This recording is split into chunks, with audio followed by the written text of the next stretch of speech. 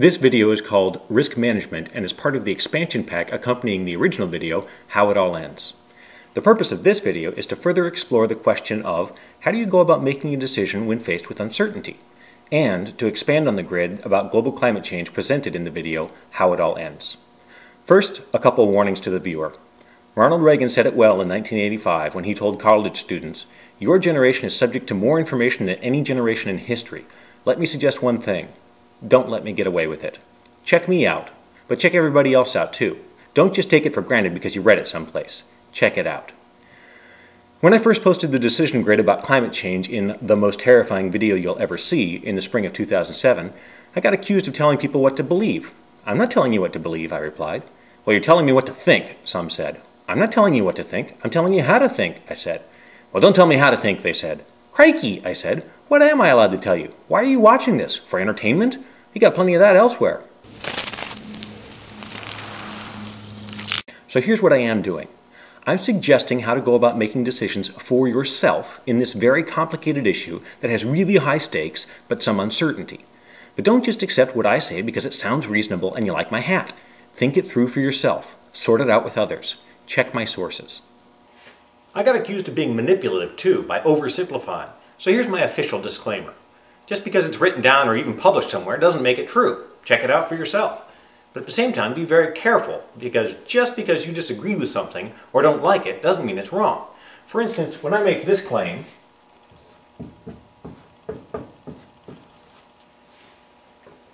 you may look at it and think, what a dope he is! But it turns out, I'm correct. As I explained in the video, How It All Ends, The Nature of Science, if you think it's wrong, it's because you unconsciously brought the wrong assumptions to it. So the fault actually was yours, even as you were pointing the finger at me. So be very careful of doing exactly that as you hear different things in the climate change debate. So the question before us is, what do you do when, 1, you can't figure out the right choice, but 2, you have to choose? The answer is, you do the best you can with what you have. As I explained in the video, How It All Ends, Nature of Science, we cannot have certainty on climate change, so we're just going to have to tolerate some ambiguity. It is incredibly unlikely that we will get the answer exactly right and spend the exact right amount of money and resources to get the exact effects we want. That means that no matter how careful we are either going to overspend or underspend.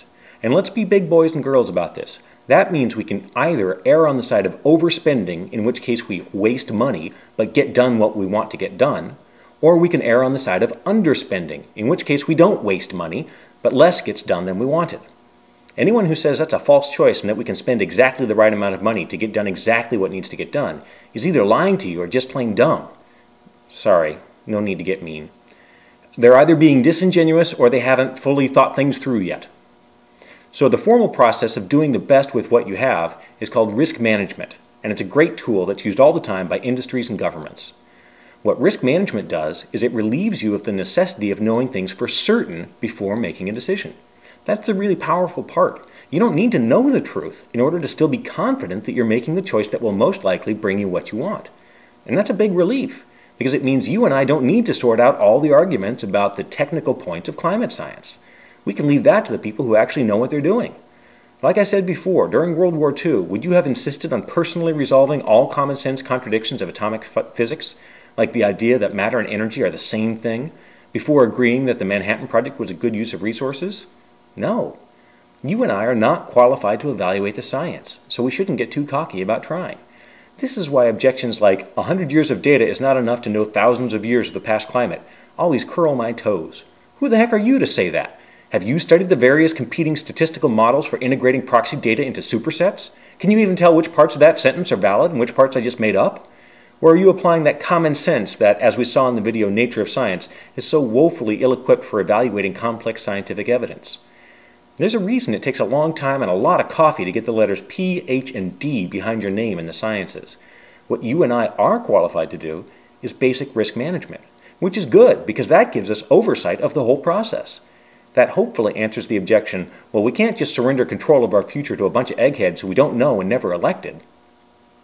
They do the science, and then we weigh the risks and costs and as a society decide what to do. So by trusting scientists to do science, we are in no way abdicating control of our lives to the scientists or the government. We retain that. That is if you vote. Okay, so how do we go about doing this risk management? Turns out it's a whole field of study, but we can simplify it a bit for our purposes and take a page from the playbook of casinos and insurance companies. Both of those stake their existence on potentially huge costs associated with unpredictable events. So how do they manage to stay in business and in fact turn a healthy profit? Well, it pretty much boils down to something called the expected value, and it's worth taking a look at because it can be really useful for us in our grid about deciding what to do with climate change. Let's take a simple example and say you're playing a game where you buy a ticket and that ticket has some likelihood of paying off. We need to distinguish here between two different ideas, two different numbers that are attached to that ticket. The first is the probability that the ticket will pay off. And that probability is expressed as a number between 0 and 1. For instance, 0.5 means there's a 50% chance or a 1 in 2 chance of it paying off. The second number that we need to pay attention to is the consequence. The consequence is what happens if the ticket does pay off, what you win in this case. Every ticket has a probability and a consequence. So let's say the game is such that one ticket costs $1. And let's say there's a probability of 0.5 or 1 in 2 chance that you'll win. And let's say the consequence, the payoff in this case, is $2. So there's the three numbers that describe our ticket: the cost, the probability, and the consequence. Now, we can't say what will happen with a given ticket, whether it will pay off or not, but what we can do is track what happens over a large number of plays. To make it easier to understand, let's say that the winning happens at even intervals. So we've got 12 plays here with the cost and the consequence. The first play costs you $1 and you get $0, you lose. The second play costs you $1 and your payoff, your consequence, is $2, you win.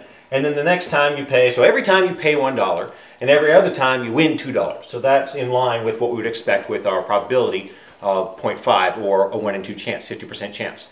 So over 12 plays, your total cost is 12 times $1 or $12.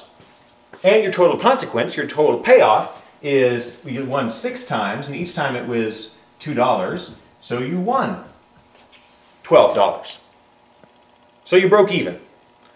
The expected value is a way to predict at the beginning whether you'll break even or not by looking at what one ticket on average is worth. For instance, taking a look at this, you won $12 over 12 tickets. So your winning was $12 over 12 tickets, which gives you an average of $1 per ticket, which makes sense on average, even though no single ticket got you exactly $1. It was either a 0 or a 2. But that's the average value of the ticket. That's also considered the expected value of the ticket, $1. The thing is, you can calculate that way before ever playing the game, and you can do it in a very simple way. To get the expected value of a ticket, you just multiply its probability of winning times its consequence. In this case, we multiply 0.5, which is our probability of winning, times $2, which is the consequence of winning, and we get, hey presto, look at that, $1.